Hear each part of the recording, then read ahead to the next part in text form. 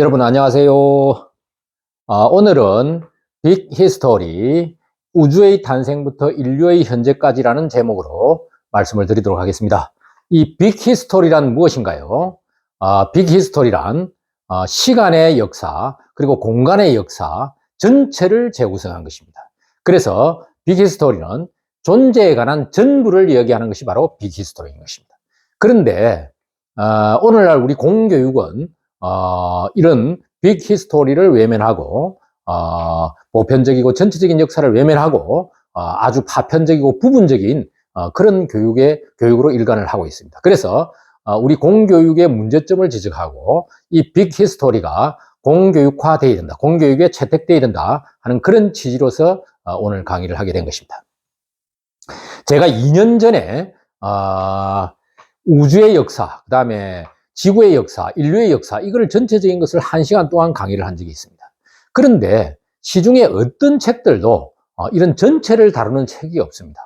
그런데 이제 그 이후에 2022년도 12월 말에 처음으로 이 데이비드 크리스천이라든지 신시아 브라운 같은 이들이 이 빅 히스토리라는 책을 발간했습니다. 그래서 알고 봤더니 이분들이 국제 빅 히스토리 학회를 창간해가지고 이 빅 히스토리가 공교육화되어야 된다, 공교육화를 위한 그런 운동을 하고 있더라는 것이죠. 여기에 빌 게이츠가 강력하게 후원을 하고 있었습니다. 그래서 저는 이 빅 히스토리의 중요성을 강조하고 이것이 우리 공교육에 채택이 되어야 된다는 취지에서 오늘 개념의 한계, 우주의 구성, 생명 탄생의 골디락스 존이라는 이런 소제목들로 강의를 하도록 하겠습니다. 물론 이 내용은 이 빅 히스토리의 책에는 없는 내용입니다. 우리가 젊었을 때 진리라는 얘기를 많이 썼죠. 우리는 진리를 탐구한다 이런 말을 많이 했습니다. 근데 용어는 참 거창한데 이 진리라는 것이 무엇인가요? 진리는 간단합니다. 존재하는 모든 것에 대한 것이 바로 진리고 그 모든 것을 탐구하는 것, 그게 진리를 탐구하는 것입니다. 그래서 이제 존재하는 모든 것이라는 것이 바로 우주죠. 우주 안에 지구도 포함되어 있고 그 다음에 인간도 포함되어 있고 동식물도 포함되어 있고 우리의 역사도 다 포함되어 있습니다. 이 존재하는 모든 것을 갖다가 연구하는 것이 바로 진리를 연구하는 것입니다. 학문이라는 것이 이런 것이죠. 그래서 우리는 이것이 무엇인가, 이 존재하는 것이 무엇인가를 먼저 파악해야 되고 그 무엇인가를 파악한 다음에 어떻게 살 것인가 하는 이렇게 삶의 방향도 잡아갈 수 있을 것입니다. 어떻게 살 것인가를 알기 위해서는 존재하는 것이 무언가를 먼저 알아야 된다는 것입니다. 이것을 모르고 어떻게 살 것인가를 정할 수는 없는 것이죠. 물론 이건 가치의 문제입니다만은 이것은 다음 주에 중도라는 것으로 살면 좋겠다 하는 취지에서 다음 주에 강의를 할 예정입니다. 그래서 이 빅 히스토리는 존재하는 전부를 이야기하는 것이기 때문에 먼저 이것을 공부를 하고 그 다음에 가지들을 이어서 공부를 하는 것이 그것이 순서가 맞는 것입니다. 그래서 오늘 이것을 이제 설명을 드리는데 먼저 개념의 한계에 대해서 말씀을 드리도록 하겠습니다. 저는 젊었을 때 20대 때 이런 생각을 많이 했었어요. 우리가 빅뱅이 지금으로부터 138억 년 전에 이 우주가 탄생을 했습니다. 138억 년 전에 빅뱅으로부터 우주는 출발을 한 것이죠. 그러면 이 빅뱅 이전의 시간은 무엇인가요? 빅뱅 이전의 시간에 대한 개념. 이것은 상상으로, 우리 인간의 상상으로 상상이 되지를 않습니다.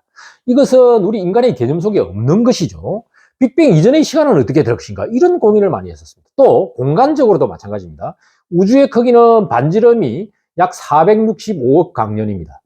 우주는 주로 반지름으로 얘기를 많이 하죠. 전체 지름은 920억 강년 정도 되는데 이 465억 강년 되는, 반지름이 465억 강년은 이 우주의 바깥은 무엇일까요? 이 우주의 바깥에 무엇인가가 있다면 그것도 우주입니다. 이 우주의 바깥에 빈 공간이 있다면 그것도 우주입니다. 어쨌든 이 우주 바깥의 무엇인가, 그것은 무엇일까요? 이것도 우리 개념으로 상상이 안 되는 것입니다. 우리는 3차원 세계에서 살고 있고 4차원 세계에서 살고 있는데 이 3, 4차원 세계에서의 시간과 공간 개념으로서는 이해를 할 수 없는 그런 개념이 있습니다. 우리의 시간과 공간이라는 것은 반드시 시작이 있고 그리고 끝이 있는 개념인 것입니다. 시작과 끝이 있는 개념으로 우리는 접근을 할 수밖에 없다는 사실입니다. 그래서 우리는 많이 사용을 하고 있는 이 영원이라는 이런 단어들을 사용하고 있습니다만은 실질적으로 우리 개념 속에는 없는 개념입니다. 영혼이라는 것은 존재할 수도 없는 것이죠. 우리는 삶이 짧다 보니까 영생을 얻으려고 하죠. 그러나 이 영생이든 영혼이든 이런 것은 우리 존재 속에서, 우리 개념 속에는 존재할 수 없는 개념이라는 사실을 인식해야 됩니다.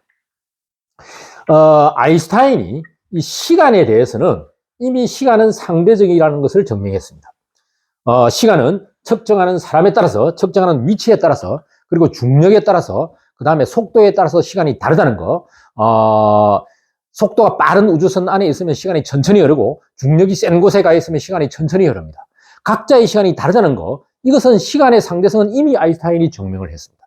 그러나 최근에는 이론 물리학자들에 의해서 이 시간 자체가 비실제가 아니냐, 시간 자체가 허구가 아니냐, 시간은 실제하는 것이 아니다 하는 주장이 나오기 시작했습니다. 시간의 비실제에 관한 이 이야기는 참으로 우리를 혼란스럽게 만듭니다. 시간은 실제하는 것이 아니고 우리가 만들어낸 허구다, 우리의 개념 속에만 있는 것이다, 이렇게 주장하는 이론 물리학자들도 상당히 많다는 사실을 알아야 되는 것입니다. 그만큼 우주는 우리가 생각하는 그 이상으로 여러 가지 미스터리를 안고 있는 것입니다. 그 다음에 우리 지구의 역사는 45억 년 되죠. 지구의 나이는 45억 년입니다. 그런데 10억 년 정도 됐을 때, 지구의 나이가 10억 살 정도 됐을 때 처음으로 생명체가 탄생합니다. 그 생명체가 단세포입니다. 이 단세포는 너무나 미세해서 연필로 점을 하나 찍으면 그 안에 1000마리가 들어갑니다. 그 정도로 미세한 것이죠. 이 단세포가 박테리아인데 이후 20억 년 이상 계속 이 단세포로만 존재합니다. 그러다가 10억 년 더 후인 20억 년 됐을 때, 20억 살 됐을 때죠. 이때 같은 단세포 중에서도 진핵생물이 탄생합니다. 이 진핵생물은 세포에 핵이 있는 것이에요. 이 단세포는 원핵생물이라 해서 핵이 없습니다. 이 핵이 있는 생물로 바뀌는데 요게 질량이 약 100만 배 커진 거예요. 이 기본 원핵생물에 비해서 질량이 100만 배 커졌습니다. 그러다가 지구 나이 30억 살 됐을 때, 30억 년에서 많게는 학자에 따라 주장이 다릅니다만 37억 년 정도 됐을 때, 이때 처음으로 다세포가 탄생합니다. 이 다세포는 진핵생물로부터 또 몸집이 100만 배 커진 것이에요. 그래서 어마어마하게 진화했습니다. 다세포도 우리 눈에 보이지 않을 정도로 미세한 것임에도 불구하고 이 단세포에서 다세포로 오는데 20억 년 이상, 20억 년에서 많게는 27억 년 걸렸다는 사실이죠. 그리고 몸집이 적어도 100만 배, 100만 배에서 200만 배 커진 것입니다. 그런데 여기에서 더 중요한 것은 이 단세포의 원천이 어디냐? 이 단세포는 무생물로부터 왔습니다. 물질로부터 온 것이죠. 무생물로부터 생물이 왔다. 이거는 너무나 개념의 파격입니다. 우리가 지금 생각했던 개념을 완전히 흐트러 놓는 것입니다. 무생물로부터 생물이 탄생했다는 사실을 알아야 되는 것입니다. 물질이 복잡한 화학 반응 과정을 거쳐서 어느 날 10억 년이라는 긴 시간을 기다렸다가 아주 미세한 단세포라는 이 생명체로 바뀐 것이에요. 아주 그 복잡한 화학 반응을 일으켜서 생명체로 바뀌었는데 그 원천이 무생물이라는 것입니다. 그래서 무생물로부터 생물이 왔다 하는 이 이론은 정말로 우리의 개념을 완전히 흐트러 놓는, 정말로 상상할 수 없는 그런 개념인 것입니다. 그래서 예전에 어떤 스님이 산은 산이요, 물은 물이다, 이런 주장을 했는데, 그런 얘기가 있었는데, 산이 물이에요.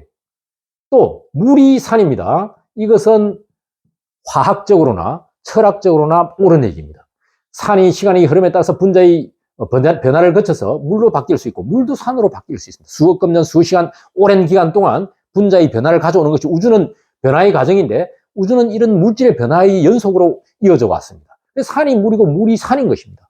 그럼에도 불구하고 산은 산대로 물은 물대로 그대로 받아들여야 되기 때문에 산은 산이요 물은 물일 뿐인 것입니다. 그렇게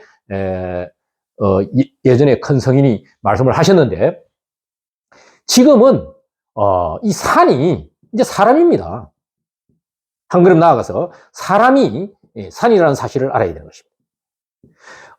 산이 사람이요, 사람이 산인 것입니다. 우리 산과 사람, 그리고 사람과 저 산에 있는 바위가 하나가 다를 바 없습니다. 화학적으로 옳은 얘기입니다. 과학적으로 분자의 구성이 동일합니다. 물질과 비물질, 생물과 비생물의 화학적 분자 구조가 동일하다는 사실을 알아야 되는 것입니다. 무엇이 다른지 인류가 아직 밝혀내지를 못했어요. 생명체가 물질과 무엇이 다른지 화학적으로 밝혀내지는 못했다는 사실을 알아야 되는 것입니다. 물질의 구성이 동일합니다. 이런 파격적인 생각도 할 수 있는 것이다. 그 다음에 우주의 구성은 그러면 어떻게 구성되어 있느냐? 우주는 우리가 아는 원소들의 집합으로 구성이 되어 있죠. 우리는 수소, 헤리움, 수에립의 붕신 오픈에 나말시, 인왕, 염화, 칼칼 이런 것이 우리가 알고 있는 원소들이지 않습니까? 100여 가지의 원소들의 결합으로 분자가 이루어지고 분자의 결합으로 물질이 이루어져 있는 것이죠. 이 우주는 이런 물질들이 5% 정도 됩니다. 그래서 우리가 알고 있는 우주는 우리가 알고 있는 이런 원소들로 구성되어 있는데 이 원소들은 5%에 불과해요. 그리고 나머지 95%는 우리가 모르는 것이에요. 그것이 뭐냐 하면 암흑 에너지, 거대한 에너지가 있는데 뭔지를 모릅니다. 이게 약 한 70%예요. 70%. 또 암흑 물질이라고 있습니다. 우리가 뭔가 물질인데 뭔지를 몰라요. 이것이 25%입니다. 이 암흑이라는 것은 어둡다는 뜻이 아니고요. 무엇인지 모르기 때문에 암흑이라는 말을 씁니다. 그래서 이 우주는 암흑 에너지와 암흑 물질이 95%예요. 우주는 우리가 모르는 것이 95%예요. 겨우 밝혀낸 것이 5%인데 이 5%도 다 아는 것이 아니죠, 우리가. 이 5%가 우리가 알고 있는 수소, 헤리움, 수에립의 붕신 오픈에 이런 것입니다. 이 5% 중에서도 이 수소와 헤리움이 95%예요. 98%입니다. 지난번에 제가 95%라고 했는데 그건 수정할게요. 98%입니다. 수소와 헤리움이 우주 전체적으로 볼 때는 물질 중에서는 98%예요. 그리고 나머지 2%가 이제 무거운 원소입니다. 질소, 탄소, 철, 알미늄 이런 것들입니다. 그런데 이 모든 물질들은 중력을 갖고 있어요. 그래서 이 중력은 뭐냐 하면 강력하게 당기는 힘입니다. 그래서 우주가 이런 물질들로만 구성이 되어 있다고 가정한다면 우주는 결탄코 이론적으로 팽창할 수가 없어요. 우주는 팽창할 수가 없습니다. 수축해야 됩니다. 모든 물질들이 다 잡아당기기 때문에 우주는 팽창할 수 없고 수축해야 되는데 기이하게도 우주는 팽창하고 있더라는 것이죠. 그래서 아인슈타인이 참으로 기이하다. 이 중력을 능가하는 강력한 뭔가 힘이나 뭔가 에너지가 있을 것이다. 중력이 이렇게 당기고 있어서 우주가 수축해야 되는데도 불구하고 우주는 팽창하고 있기 때문에 이 중력을 능가하는 강력한 힘이 있을 것이다. 그것이 우주상수라고 하자.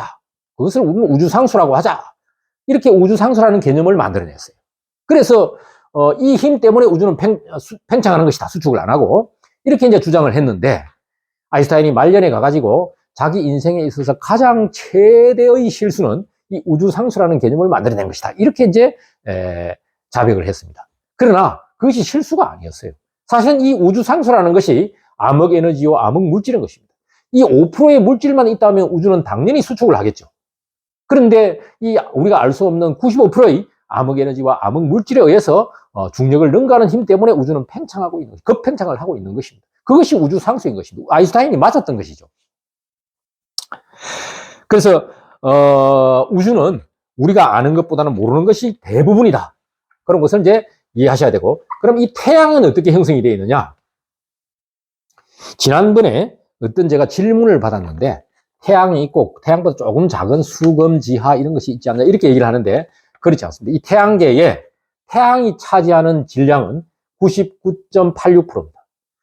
태양계 내에서 태양계 질량이 대부분을 차지하고 있습니다. 태양계는 태양이 대부분이고 그 외에 수금지화, 태양이 이렇게 대부분이고 수금지화, 목토, 천해 요 찌끄러기들 좀 있다는 이런 뜻입니다. 이 나머지는 다 합해도 이것이 0.14%밖에 안 됩니다. 태양을 우리가 별이라고 하죠. 이걸 항성이라고 합니다. 항성이 99.86%고 나머지 이걸 태양 주위를 도는 것을 우리가 행성이라고 합니다. 단일 행자죠. 이거는 항상 그 자리에 있다고 해서 항상 항자입니다. 0.14%인데 이 0.14% 중에서도 목토, 목성, 토성 요게 90%입니다. 90%. 나머지 수금지와 천해가 요게 10%밖에 안 돼요. 지구라는 존재는 태양계 내에서 극히 찌끄러기에 불과하다는 사실을 알아야 되는 것입니다. 그 속에 생명체가 존재하고 있는 것이에요. 찌끄러기가 아닌 이런 별들에는 생명체가 존재할 수가 없는 것입니다. 그래서 태양계는 이런 식으로 태양이 대부분이고 이웃하는 별 역시 마찬가지입니다. 별이 대부분이고 그 주변에 행성이라든지 해성이라든지 찌끄러기들이 좀 있다. 이렇게 이제 이해를 하시면 되겠습니다. 그 다음에 세 번째로 생명 탄생의 골디락스 존에 대해서 말씀을 드리도록 하겠습니다. 미국의 나사가 보이저 1호 그리고 보이저 2호를 쏘아가지고 태양계 내를 13년에 걸쳐서 탐색을 했습니다. 우리 태양하고 가장 가까운 별, 이웃에 있는 별이 프록시마 켄타우리 또는 프록시마 센타우리 이렇게 얘기하는데, 그 별에 가려 그러면은 빛의 속도로 4년 걸려요. 그리고 중력을 이용한 굉장히 빠른 우주선으로 갈 때 7만 년 걸립니다. 보이저 1호로 갈 때 7만 년 걸립니다. 그렇기 때문에 우리는 이웃 별을 탐색한다, 별을 탐사한다, 이건 불가능합니다. 절대로 불가능하다는 사실을 알아야 되는 것입니다. 그렇기 때문에 우리가 탐사할 수 있는 곳은 태양계가 전부입니다. 태양계 끝까지 가는 거 굉장히 빠른 속도로 가서 13년 만에 탐사를 마쳤는데, 태양계 내에 아직까지 박테리아 한 마리 발견한 적이 없습니다. 아직까지 지구를 제외한 곳에는 생명체를 발견하지 못했습니다. 그런 박테리아뿐만이 아니고, 만약에 생명체를 발견한다 손치더라도 박테리아 정도 발견하면 다행이지, 이런 고등 생명체는 절대로 발견될 수가 없습니다. 태양계 내에 인간 같은, 동물 같은, 식물 같은 이런 거대한 고등 생물체, 이런 큰 몸집이 큰 생명체는 절대로 발견할 수 없다는 사실을 알아야 되는 것입니다. 그리고 그것은 태양계뿐만이 아닌 것입니다. 이웃별로 가더라도 이런 고등 생명체를 발견한다는 것은 거의 하늘의 별 따기라고 보시면 됩니다. 그 정도로 생명은 귀하고 존귀한 것입니다. 이 생명체는 유일하게 지구에만 존재하는데, 이 지구라는 것이 생명 탄생하는데 완전한 골디락스 존을 이루고 있는 것이 지구인 것입니다. 그래서 이런 존은 너무나 확률적으로 힘들고 불가능한 존에 우리가 와 있는데, 하나하나 그 예를 들어서 이제 설명을 드리도록 하겠습니다. 태양이, 거대한 태양이 있으면, 태양에서 멀면 추워서 못 살고 가까우면 뜨거워서 못 삽니다. 지구의 평균 온도는 약 15도씨입니다. 그래서 사람이, 생명체가 탄생하고 또 생명체가 진화하는데 아주 적정한 온도를 갖고 있죠. 우리보다 한 단계 앞에 있는 요 금성입니다. 금성의 평균 온도는 몇 도냐? 400도입니다. 400도. 여기는 이산화탄소가 많기도 하고요. 그 다음에 모든 생명체가 살 수가 없어요. 익어버립니다. 400도입니다. 400도. 그 다음에 지구 다음에 있는 화성이라고 있습니다. 이 화성. 이 화성에는 평균 온도가 마이너스 63도씨입니다. 물론 더 추울 때는 마이너스 150도씨까지 갑니다. 또 대기가 없어요. 여기 생명체가 살 수가 없습니다. 지구만이 유일하게 이렇게 살 수 있다. 그 다음에 지구의 질량이 만약에 지금보다도 더 가볍다고 가정하면 지구는 또 생명체가 살 수가 없어요. 지구는 적당한 질량을 갖고 있기 때문에 그 중력으로 인해서 대양이라든지 물이라든지 그 다음에 대기라든지 이런 것을 지구 중력으로 붙들고 있어요. 그런데 화성만 하더라도 지구 지름의 한 2분의 1 정도 되는데, 질량은 지구 질량의 10분의 1이에요. 아주 가볍습니다. 중력이 약해요. 그래서 화성에 초창기 때 물이 있었을 것이라고 추측을 합니다. 그러나 그 후에 이게 중력이 약하다 보니까 물이라든지 대기라든지 이런 것이 다 날아가 버리고 없다라는 것이죠. 그래서 아직까지 태양계 내 물을 발견하지는 못했습니다. 어쨌든 지구만이 이런 골디락스 존을 형성하고 있다는 사실을 알아야 되는 것입니다.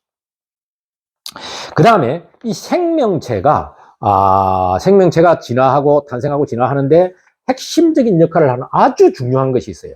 그것은 바로 물과 산소입니다. 물, 그 다음에 산소입니다.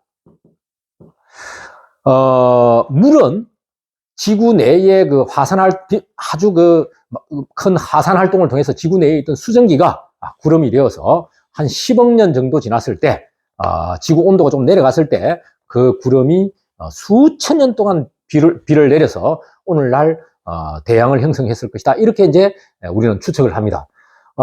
또 지구 초창기 때 외부 해성과 또 외부 천체와 엄청난 부딪힘을 많이 부딪혔어요. 그 외부 천체로부터 물이 옮겨왔을 것이다. 지구 몸체로 물이 옮겨왔을 것이다. 이렇게 이제 주장하는 이론도 상당히 있습니다. 어쨌든 지구는 이런 대양을 갖추고 있죠. 산소도 마찬가지입니다. 초창기 지구 나이 10억 살 정도 됐을 때만 하더라도 산소가 없었어요. 박테리아는, 단세포는 현기성이기 때문에 산소가 없어도 살 수가 있는 그런 세포입니다. 그런데 한 20억 살 됐을 때, 지구 탄생 20억 년이 지났을 때 시아노박테리아라는 것이 이제 탄생하는데, 이 시아노박테리아가 단세포입니다.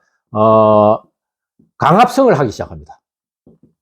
시아노박테리아가 강합성을 하면서 지구에 산소가 생기기 시작합니다. 지구에 이산화탄소를 먹어서 산소가 생기기 시작하는데, 이 강합성이 뭐냐?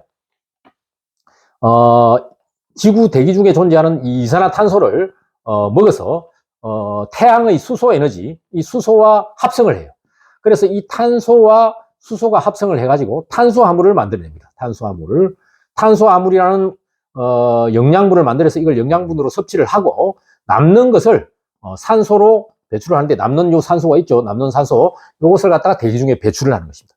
즉 말해서 이산화탄소를 먹어서 태양 에너지에 있는 수소와 합성해서 탄수화물이라는 영양분을 만들어내고, 이걸 섭취하고 남는 산소를 대기 중에 내뱉는 것이에요.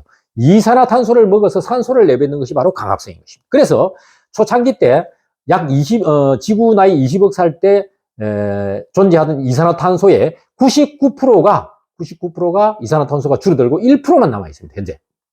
그리고 당시에 산소는 없었는데 현재 대기 중에 산소가 21%에 해당됩니다. 우리 대기는 78%의 질소와 21%의 산소로 구성이 되어 있습니다. 그래서 현재 아주 적정량의 이산화탄소와 적정량의 산소를 유지하고 있는 것이죠.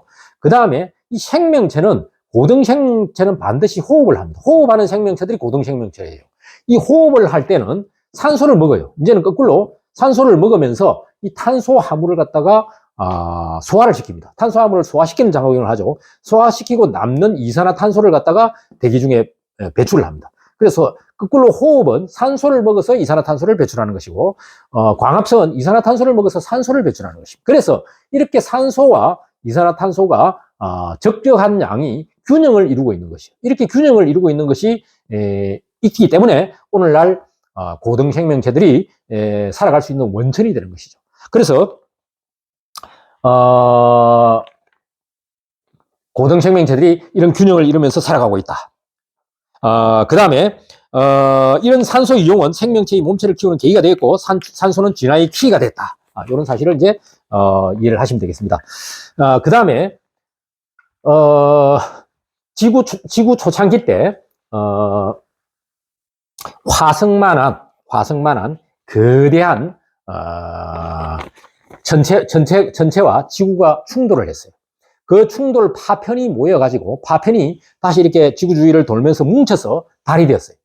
지구 초창기 때 거대한 천체와 충돌을 했는데, 그 충돌로 생긴 파편들이 뭉쳐서 달이 됐는데, 그 충돌로 인해서 지구가 이렇게 지축이 23.5도 기울게 됐습니다. 이 지축이 23.5도 기울게 됨으로 해서 지구는 아주 안정적인 사계절을 갖다가 안정적인 사계절을 유지하고 있는 것입니다. 만약에 지축이 기울지 않았다고 가정한다면 지구는 안정적인 사계절을 유지할 수가 없어요. 적도는 영원히 덥습니다. 북극과 남극은 영원히 춥습니다. 사계절이 제대로 나오지를 않습니다. 그래서 지축이 이렇게 23.5도로 기울음으로 해서 오늘날 고등생명체들이 좋은 날씨로 인해서 진화하는데 매우 큰 도움이 됐다.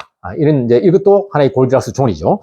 그 다음에 태양의 질량이 지금보다 만약에 더 크다고 가정한다면, 태양은 질량이 가벼운 별입니다.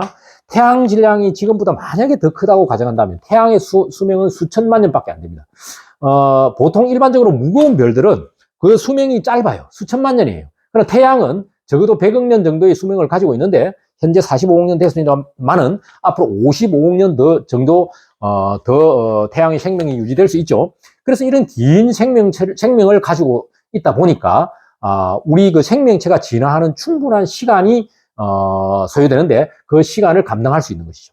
우리 생명체가 탄생을 하는데 10억 년 걸렸고요. 이 생명체가 고등생물로 진화하는데 적어도 30억 년 이상 걸린다고 합니다. 이 30억 년이라는 긴 시간이 필요한데 태양이 수명이 짧았다고 한다면 이렇게 고등생물로 진화하는 것도 불가능했을 것이다. 이런 것도 이제 말씀드립니다. 어쨌든 이 생명 탄생의 골디락스 존이라는 것은 이거 외에도 골디락스 존의 족도는 무지하게 많습니다. 무궁무진하게 많이 있습니다만은 그것을 유일하게 지구만이 갖고 있다는 것이죠. 이 지구가 그런 아주 어려운 골디락스 존을 갖고 있기 때문에 오늘날 이렇게 어마어마한 생명체들이 번창해서 지구에서 살아가고 있다는 것을 알아야 되는 것입니다. 그래서 생명 탄생의 존재함이라는 것을 일로 말로 표현할 수가 없습니다. 우주 내에서 또 다른 생명체를 발견한다는 것은 거의 제가 볼 때는 우리 생에는 당연히 불가능하고 앞으로도 쉽지 않다는 사실을 알아야 돼요. 태양계 내에서도 지금 발견하지 못하고 있고 태양계를 벗어나는 것은 더더욱 어렵다는 사실을 알아야 됩니다.